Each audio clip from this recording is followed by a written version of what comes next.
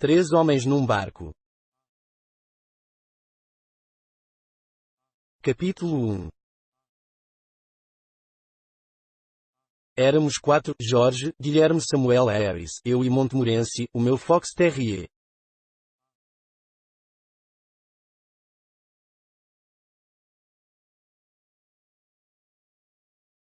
Reunidos no meu quarto, fumávamos, enquanto conversávamos sobre as más condições em que nos encontrávamos, mas, sob o ponto de vista da saúde, está claro.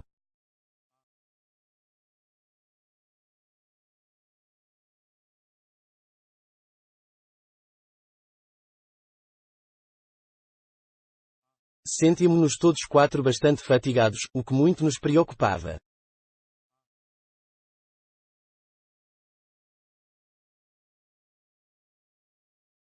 Harris declarou que lhe davam, por vezes, umas estranhas vertigens e quase perdia a consciência dos seus atos. Jorge disse que também sentia, alguns dias, a cabeça tonta e não sabia então, por assim dizer, o que fazia.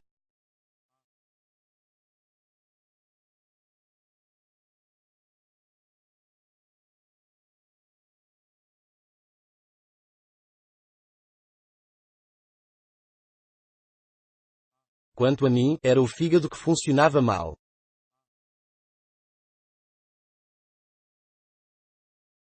Pois acabara justamente de ler o reclame de uma especialidade farmacêutica para tratamento daquela víscera, no qual se discriminavam os diversos sintomas que permitem reconhecer se temos ou não o fígado escangalhado.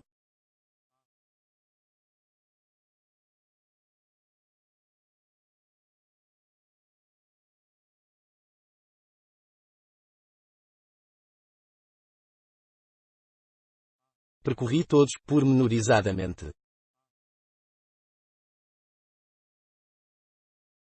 É curioso, mas não posso ler um anúncio de qualquer medicamento sem concluir que sofro precisamente da doença em questão e logo na sua forma mais perigosa.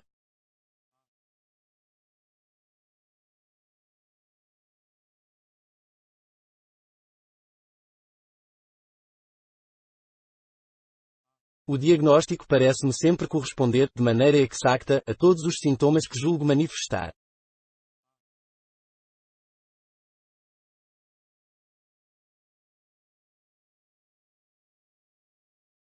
Lembro-me de ter ido um dia ao Museu Britânico para colher umas informações sobre o tratamento de ligeira indisposição de que me queixava. Tratava-se, creio eu, da asma dos fenos.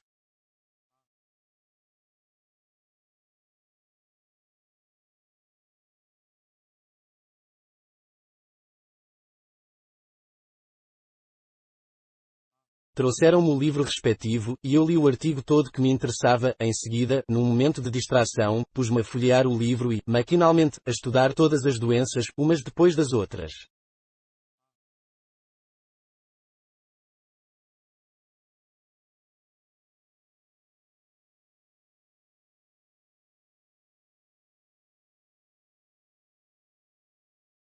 Não sei já por qual comecei, era, no entanto, um flagelo devastador, mas, ainda mesmo antes de ter percorrido metade da lista dos sintomas premonitórios, estava absolutamente convencido de que tinha, realmente, apanhado a doença terrível.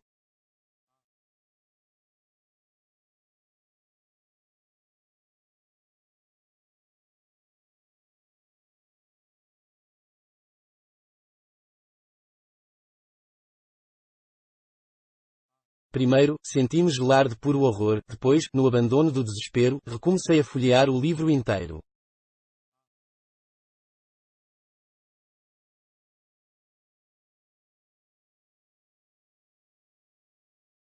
Cheguei à febre tifoide, li os sintomas, descobri imediatamente que tinha uma febre tifoide e que devia já sofrer há muitos meses dessa doença. Sem o saber, pensei que mais doenças poderia ter ainda. Cheguei à página da doença de S. Vito, e verifiquei, como já esperava, que também ela me apoquentava. Era um caso de veras interessante. Resolvi esclarecer o assunto, e recomecei, desde o princípio, por ordem alfabética. Li o artigo dedicado à alopecia, e persuadi-me de que já tinha sido atingido e que o período agudo devia declarar-se dentro de uns 15 dias.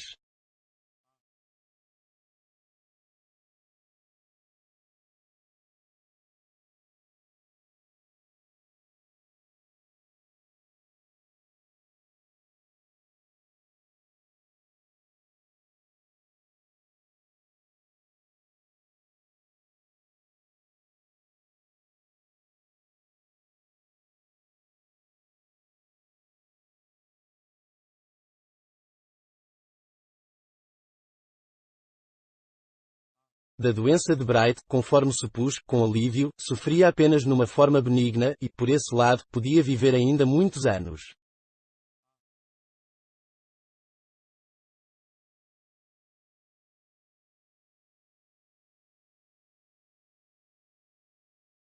Da cólera, graves complicações me apoquentavam e a difteria era mal que me não largava desde que nascera.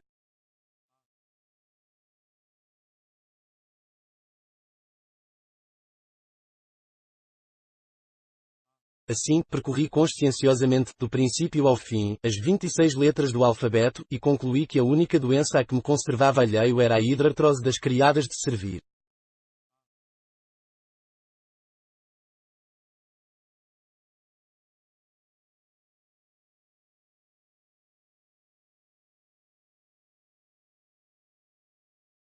Senti-me, de começo, um pouco vexado, e isto parecia-me quase injusto.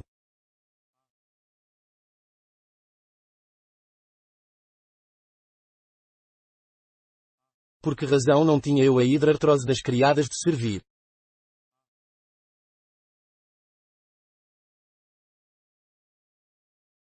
Por que esta falta estranha? Mas, passado um momento, reprimi as minhas aspirações demasiado exigentes.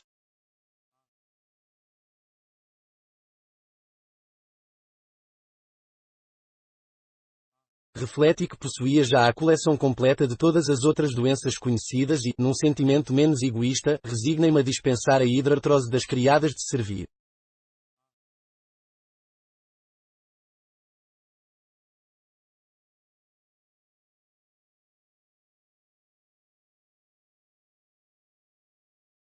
A gota, na sua forma mais perniciosa, tinha-se apoderado de mim, sem que eu o soubesse, e de zimose sofria evidentemente desde a minha adolescência.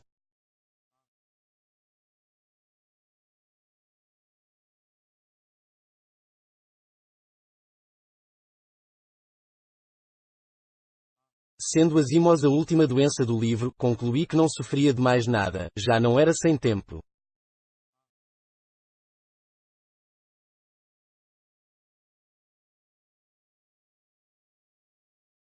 Fiquei a meditar. Que caso tão interessante eu devia ser para a medicina, que bela aquisição para o curso de um professor.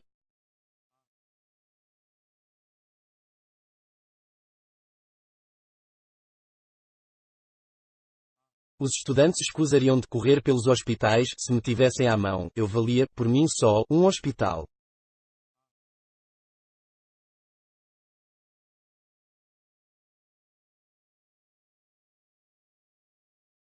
Bastar-lhes ia virarem-me, auscultarem-me, apalparem-me de todos os lados, e em seguida poderiam tirar o seu diploma.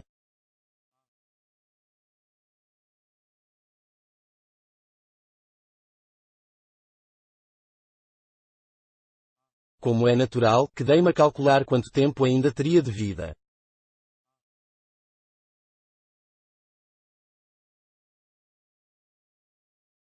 Tentei fazer o meu próprio exame médico.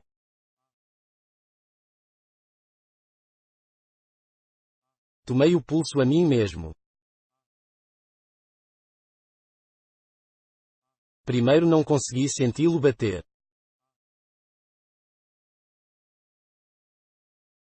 Depois, de repente, tudo se normalizou.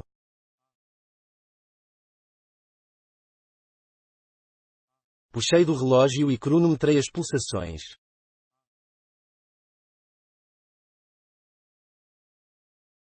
Contei 147 por minuto.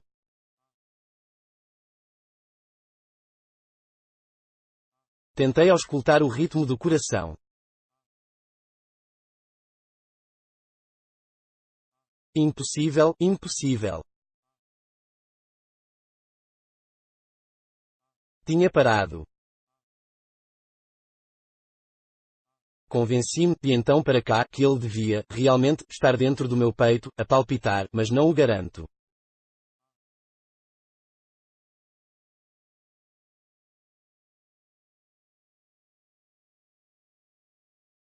Apalpei toda a frente do meu corpo, desde a cintura à cabeça, ambos os lados, e um pouco mais acima, nas costas.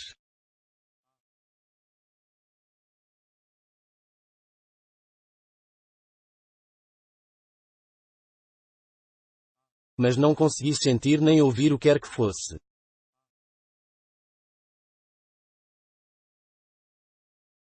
Tentei ver a minha língua. Esticando-o o mais que pude, fechei um olho e tentei examiná-la com o outro.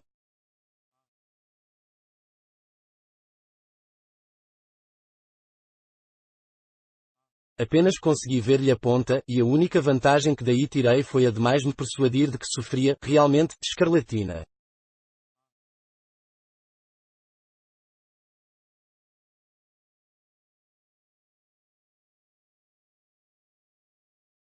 Ao entrar naquela sala de leitura, eu era um homem feliz e saudável.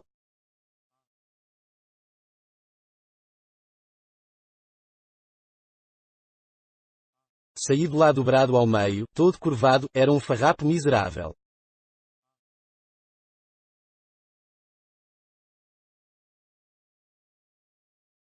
Fui ter com o meu médico. Um dos meus velhos camaradas, que me tomou o pulso, olhou-me a língua, falou-me de chuva e de bom tempo, tudo isto grátis. Quando eu imaginava estar doente, eu pensava então que era um serviço que lhe prestava indo ter com ele.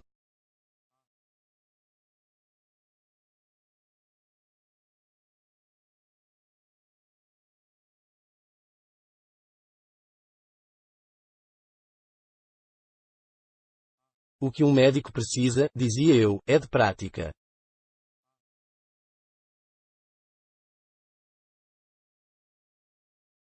Para isso ofereço-lhe a minha pessoa.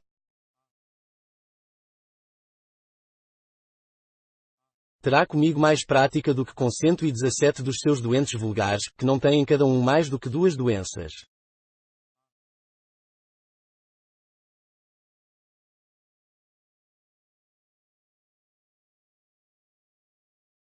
Cheguei, portanto, ao seu consultório, todo satisfeito, e, ao ver-me, ele perguntou-me: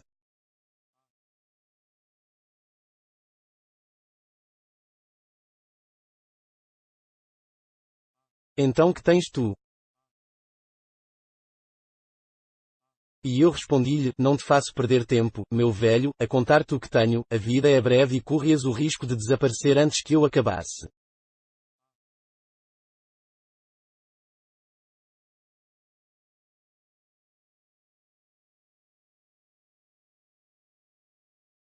Prefiro dizer-te o que não tenho.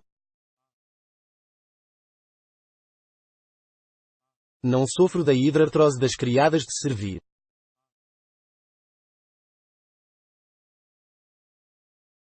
Porque é que a hidrartrose das criadas de servir me não atacou, não sei, mas o facto é que disso não sofro.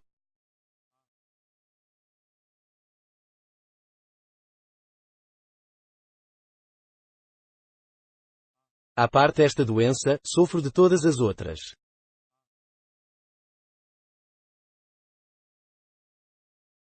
E contei-lhe largamente como chegar a esta conclusão.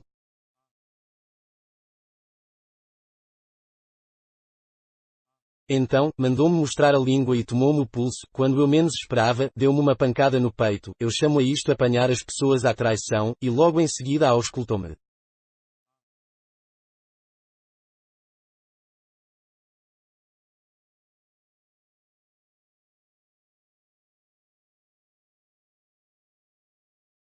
Depois, sentou-se, escreveu uma receita, dobrou-a e entregou-me. Eu metia na algibeira e saí.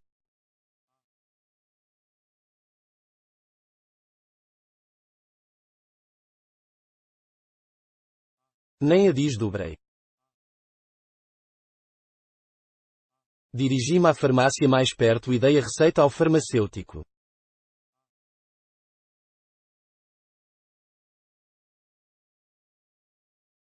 Ele leu a receita e tornou a dar-me, dizendo-me que não tinha aqueles remédios.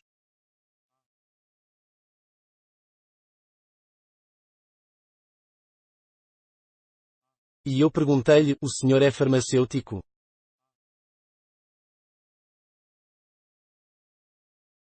Ele respondeu-me: De facto, sou farmacêutico.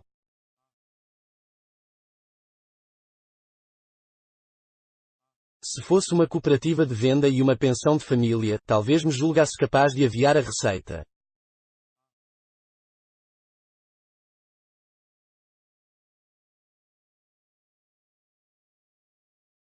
Sendo apenas farmacêutico, é-me absolutamente impossível.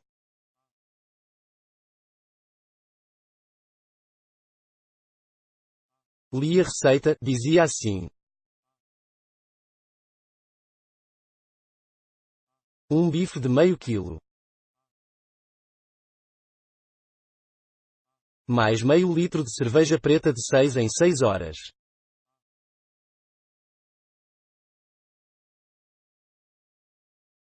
Um passeio de 15 quilómetros todas as manhãs.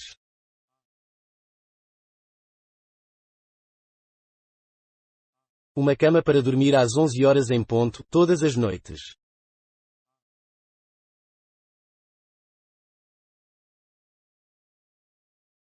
E não meta na cabeça coisas de que nada entende.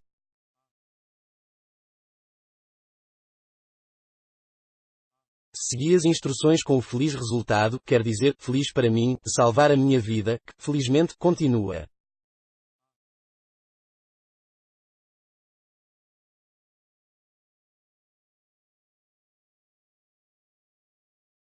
No caso presente, voltando ao reclamo das pílulas para o fígado, eu tinha bem evidentes os sintomas hepáticos, dos quais o principal é uma imensa aversão ao trabalho, sob qualquer forma.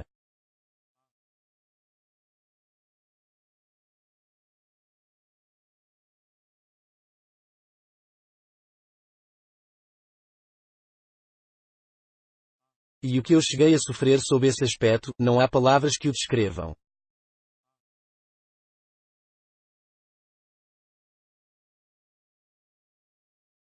Desde tenra idade, tem sido para mim um martírio.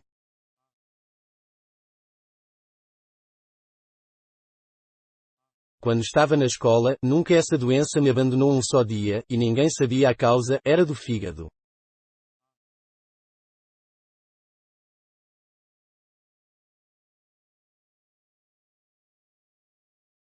A medicina estava então muito menos desenvolvida do que hoje, e atribuíam isso à preguiça.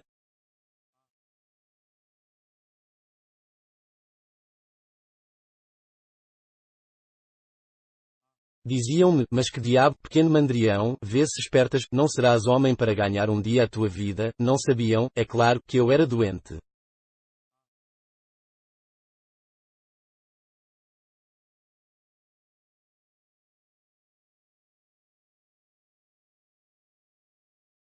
E, em vez de me darem pílulas, davam-me sopapos.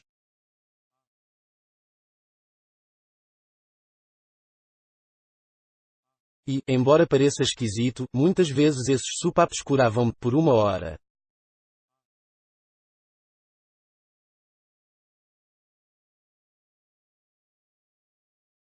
Alguns desses socos atuaram mais no meu fígado e deram-me um maior desejo de meter mãos ao trabalho imediatamente de que o faz agora uma caixa inteira de pílulas.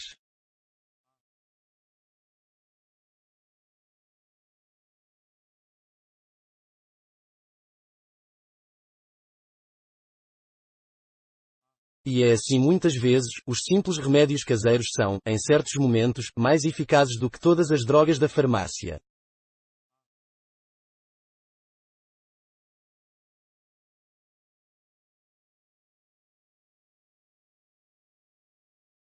Ficámos, pois, uma boa meia hora no meu quarto a descrever uns aos outros as nossas próprias doenças.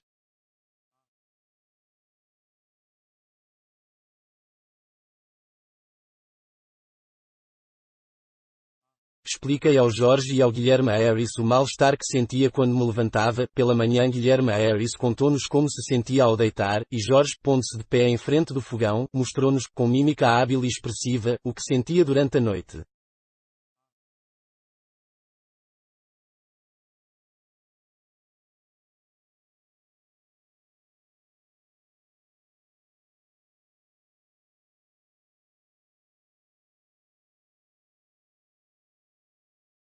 Jorge, diga-se de passagem, imagina que está doente, mas, na verdade, não sofre de nada.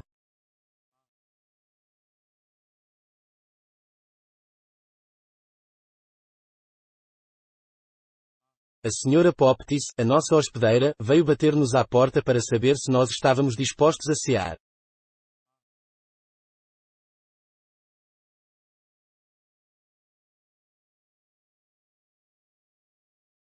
Trocámos um amargo sorriso e respondemos-lhe que sempre íamos tentar engolir umas garfadas.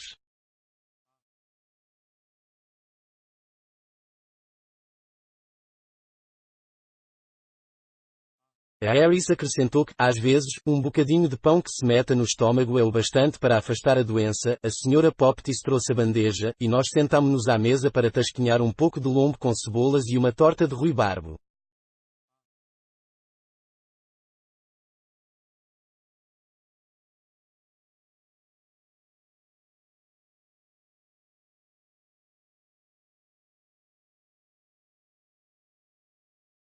Eu devia, nesse tempo, estar muito doente, pois lembro-me de que, passada apenas meia hora, não tinha já vontade de comer, o que não costuma acontecer-me, e nem o queijo provei.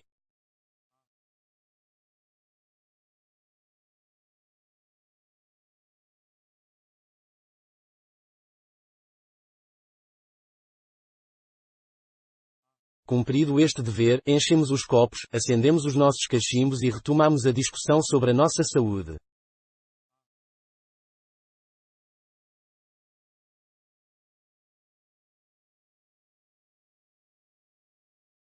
O que tínhamos, realmente, nenhum de nós sabia dizê-lo, mas fomos unânimes em decidir que a nossa doença, qualquer que fosse a sua natureza, era resultado do trabalho excessivo.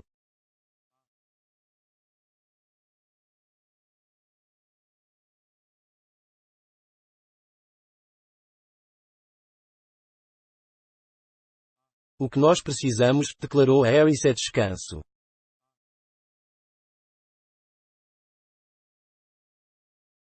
Descanso e mudança absoluta de vida, afirmou Jorge.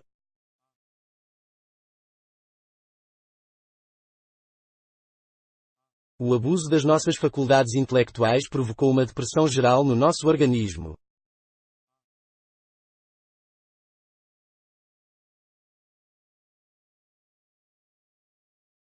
Outro meio e a ausência da necessidade de pensar onde restabelecer o nosso equilíbrio mental.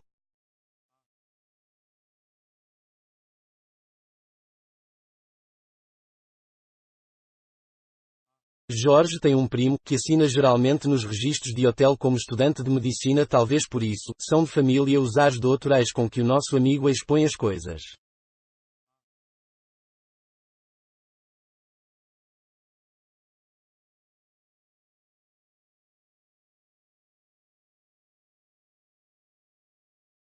Eu pensava como Jorge, e lembrei que deveríamos escolher um cantinho muito sossegado, longe de todo o ruído que enlouquece, onde passássemos uns radiosos 15 dias, sonhando e passeando pelas ruas adormecidas, um pequeno cantinho ignorado, protegido pelas fadas, ao abrigo do tumulto do mundo, um ninho romântico de águia, alcandorado nos penhascos do tempo, onde apenas se ouvisse, ao longe, o rolar das ondas tumultuosas do século XIX.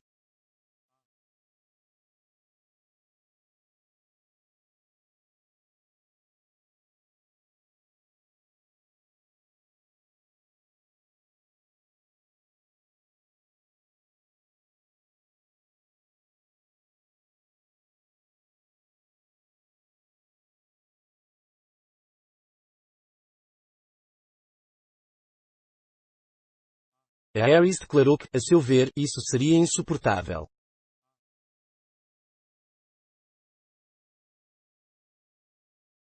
Conhecia bem o género de sensaboria que eu propunha, em que cada um se vai deitar às 8 horas, onde não há modo, nem a peso de ouro, de se conseguir um jornal com notícias sobre as corridas de cavalos, e onde tem que se andar 15 quilómetros a pé até se encontrar tabaco.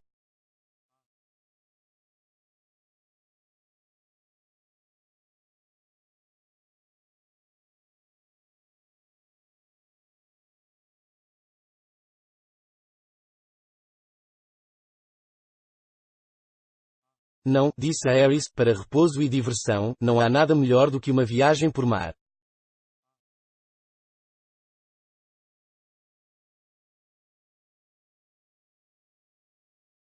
Opus-me energicamente à viagem por mar.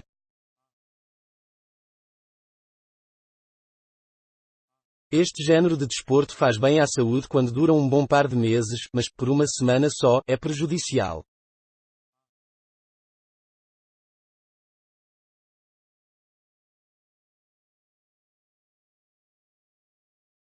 Partimos à segunda-feira com a ideia firme de nos divertirmos.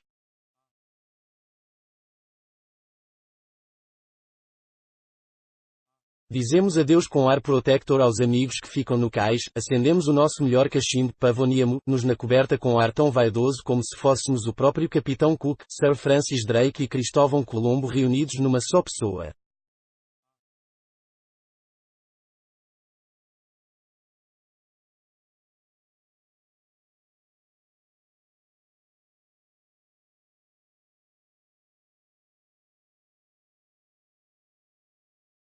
Na terça-feira arrependemo-nos de ter vindo.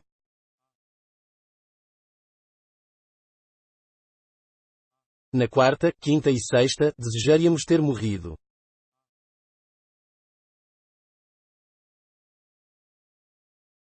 Ao sábado, só nos apetece tomar umas colheres de caldo, sentarmos-nos na coberta e responder com um sorriso fraco e pálido quando as pessoas bondosas nos perguntam se estamos melhor.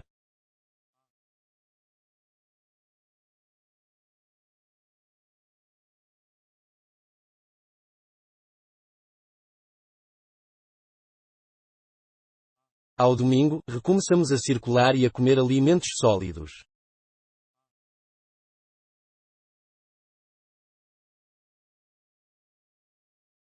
E, na segunda-feira, de manhã, quando, de mala e chapéu de chuva na mão, esperamos na ponte o momento do desembarque, só então começamos, realmente, a gostar da viagem.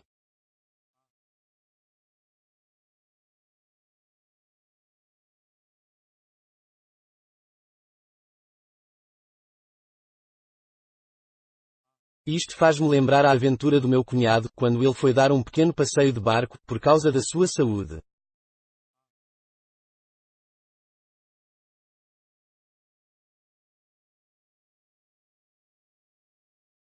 Comprou um bilhete de ida e volta entre Londres e Liverpool. Logo que chegou a Liverpool sentiu um único desejo, o de vender o seu bilhete de volta.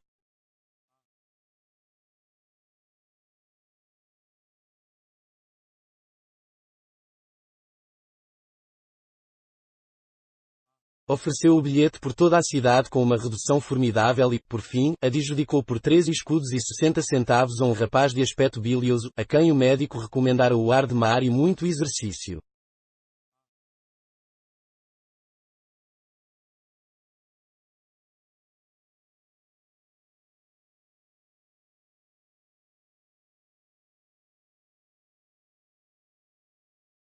Ar de mar, disse-lhe o meu cunhado, metendo-lhe o bilhete na mão com um gesto afetuoso, mas, meu amigo, tê-lo-á assim para toda a vida e, quanto a exercício, realmente, faz mais exercício sentado e quieto no barco do que se andasse a dar saltos acrobáticos em terra firme.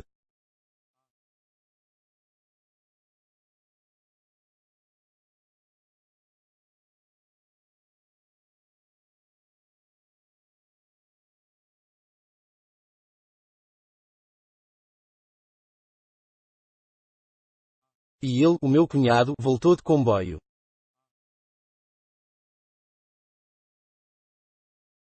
Declarando que o caminho de ferro era bastante higiênico para ele.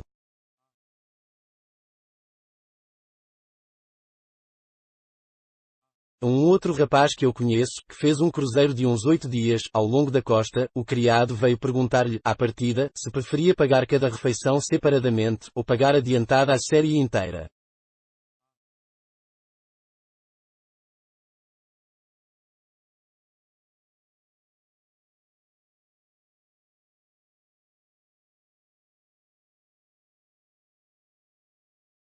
O criado afirmou-lhe ser este segundo sistema muito mais económico.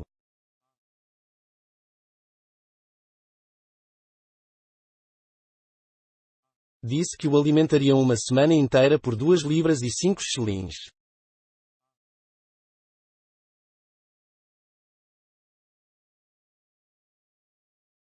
Acrescentou que ao pequeno almoço davam peixe e um assado.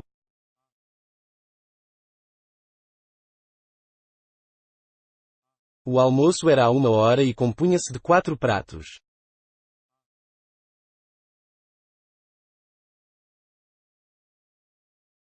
O jantar, às 6, sopa, peixe, uma entrada, um prato de carne, uma ave, salada, um prato frio, queijo e sobremesa.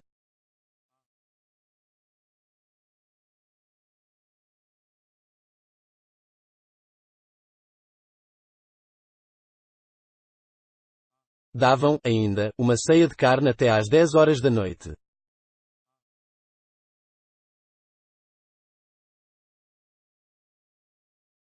O meu amigo, que é um grande comilão, julgou útil a proposta e pagou.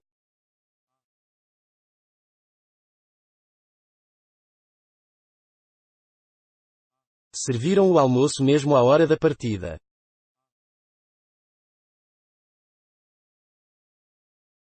O viajante, afinal, tinha menos apetite do que julgara, e contentou-se com uma fatia de carne cozida e morangos com leite.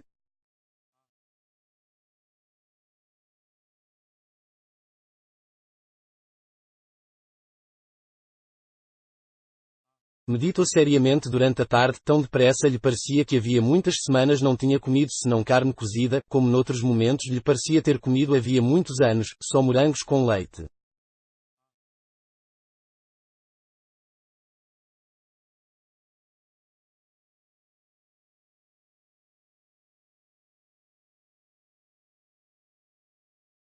Mas nem a vaca nem os morangos lhe permitiam uma boa digestão, andavam-lhe aos saltos dentro do estômago.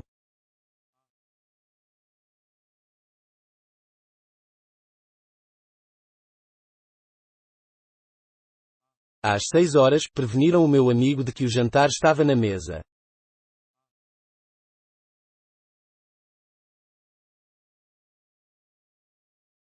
Esta notícia não despertou qualquer entusiasmo, mas pensou que tinha de tirar todo o proveito do seu rico dinheiro e, amparando-se aos cabos e outros engenhos, desceu ao restaurante.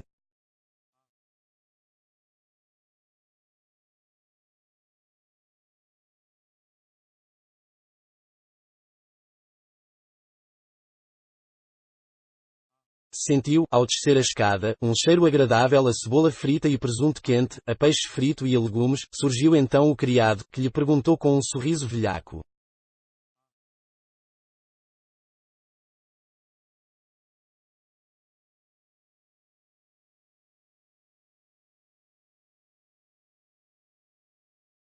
"Que hei de trazer para o senhor?" "Leve-me daqui para fora", respondeu o outro com voz sumida.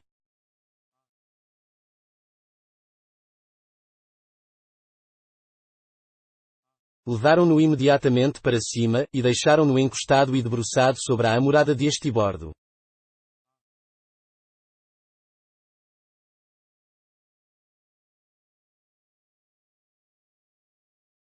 Nos 4 dias imediatos adotou a dieta inocente de bolachas e água de seltz, mas, no sábado, reagiu e pôs-se a chá fraco com torradas. Na segunda-feira, regalava-se com caldo de frango.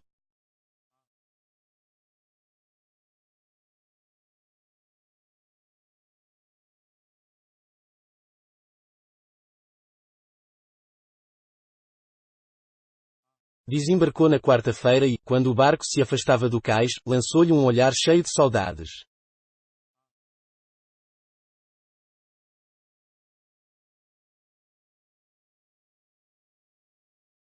"Lá vai o barco", disse ele, "lá se vai, levando a bordo 2 libras de comida que me pertencem, e que eu não comi."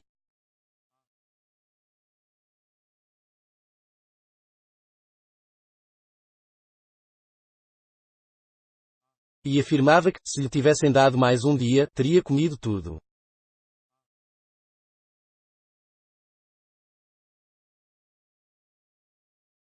Opus-me, portanto, à viagem por mar.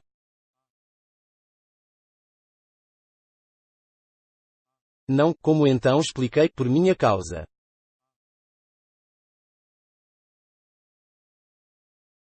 Eu nunca enjoo no mar, mas receava que não pudesse acontecer o mesmo a Jorge.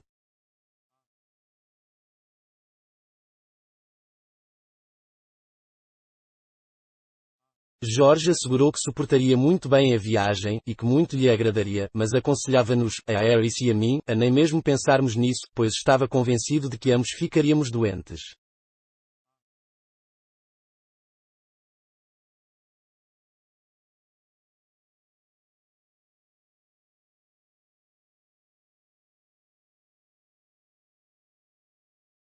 A Harris declarou que nunca compreendera como é que as pessoas adoeciam a bordo, deviam fazê-lo de propósito, por pedantice, e acrescentou que muitas vezes desejaria sentir-se doente, mas que nunca tinha conseguido.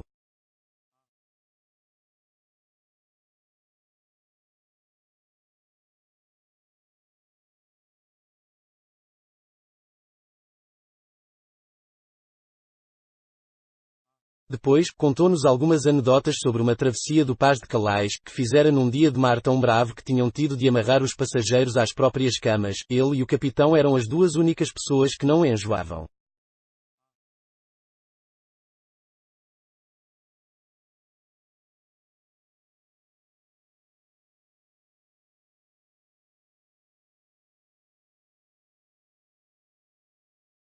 Às vezes, o capitão era substituído pelo imediato, outras vezes por um passageiro.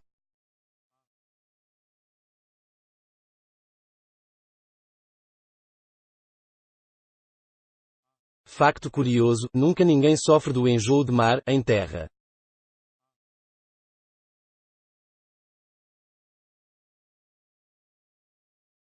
A bordo encontras gente muito doente, às bateladas, mas nunca encontrei ninguém, em terra, que soubesse o que era um enjoo de mar.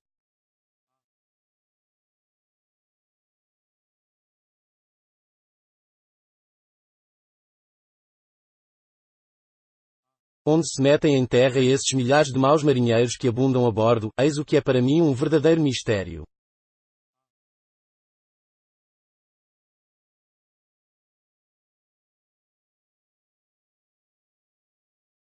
Se a maioria dos homens fosse como um cidadão que um dia encontrei no barco de Yarmouth, o aparente enigma resolver-se-ia facilmente.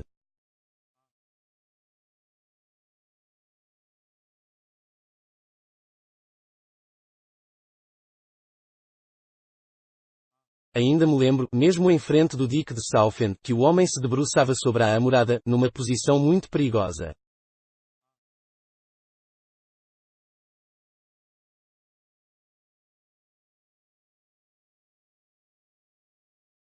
Aproximei-me para tentar salvá-lo. Cuidado, recuo um pouco pelo ombro.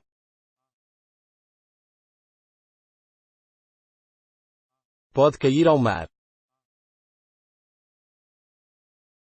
Oh, meu Deus, quem me dera lá estar, foi a única, disse-lhe, puxando a resposta que obtive, e não houve remédio se não deixá-lo lá ficar.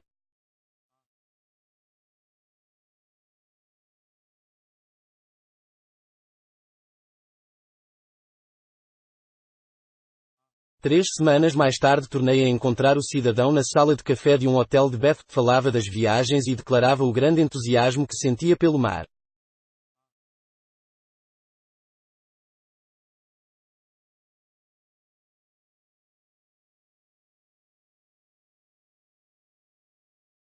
Se sou bom marinheiro, exclamou ele, respondendo a um rapaz tímido que o interrogava com um ar de admiração, realmente, confesso que já me senti ligeiramente indisposto, mas uma única vez.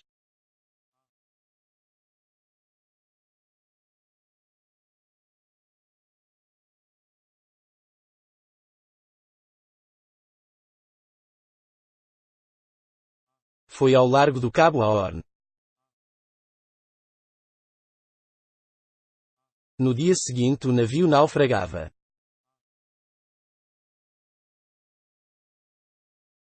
E eu disse-lhe, mas não foi você que eu vi um dia um pouco atrapalhado ali em frente do dique do Southend, e que dizia só desejar cair à água?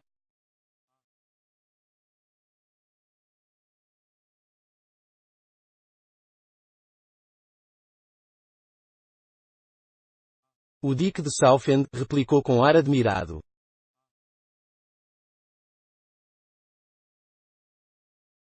Sim, no caminho para Yarmouth, fez na sexta-feira 3 semanas.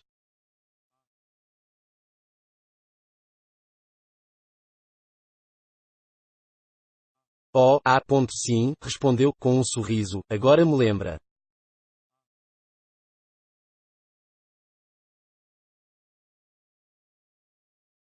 Estava eu com enxaqueca, nessa tarde.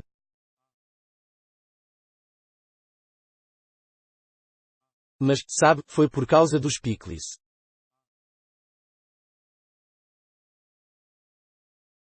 Os picles mais horríveis que tenho comido a bordo de um navio decente.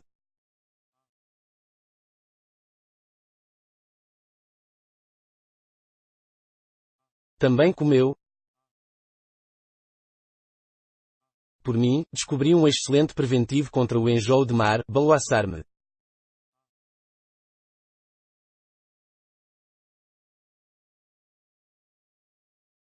Ponho-me de pé no meio da coberta, e, quando o barco dança, inclino o corpo de um lado para o outro, de maneira a aguentar-me sempre na posição vertical.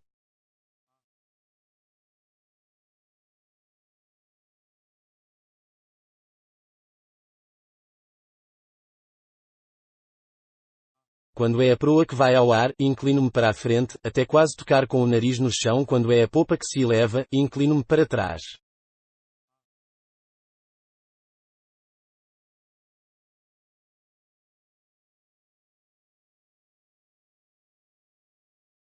Isto vai muito bem durante 1 hora ou 2, mas não é possível balançar-me durante uma semana inteira.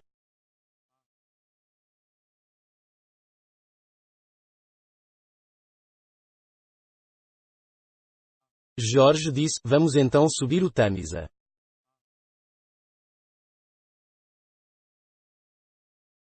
Assegurou-nos que teríamos tudo o que nos faltava, ar puro, exercício e descanso. A constante mudança de panorama ocupar-nos-ia o espírito, e o exercício de remar dar-nos-ia bom apetite e bom sono.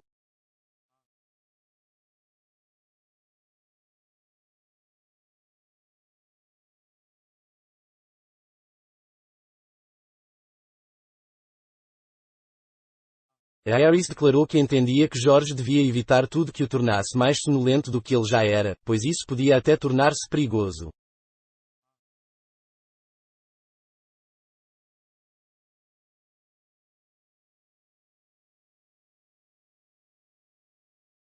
Não podia bem supor, de facto, como é que o Jorge conseguiria dormir mais do que já habitualmente dormia, pois que, tanto de verão como de inverno, não há mais de 24 horas por dia. Mas, de qualquer modo, se ele conseguisse dormir mais, então era preferível morrer. Assim, ao menos, economizava o dinheiro da pensão e do quarto. Acrescentou, todavia, que, à parte esse pormenor, o passeio no Tamisa lhe saberia, que nem ginjas.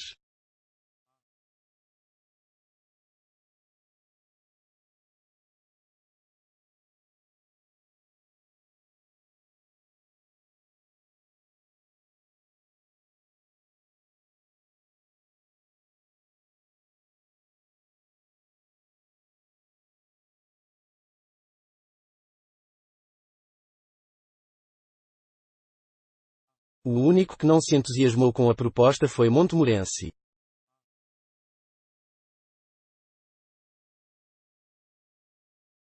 Montmorency nunca apreciou o Tamisa.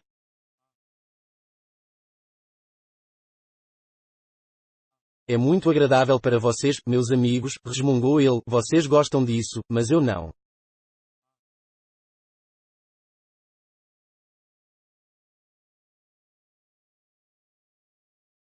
Não tem para mim nenhuns encantos. A paisagem não me comove e não fumo para me distrair.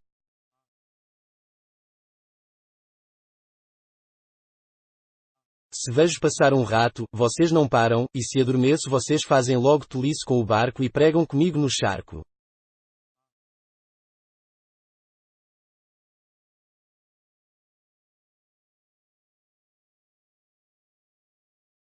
Se querem saber a minha opinião, tudo isso é para mim absolutamente idiota.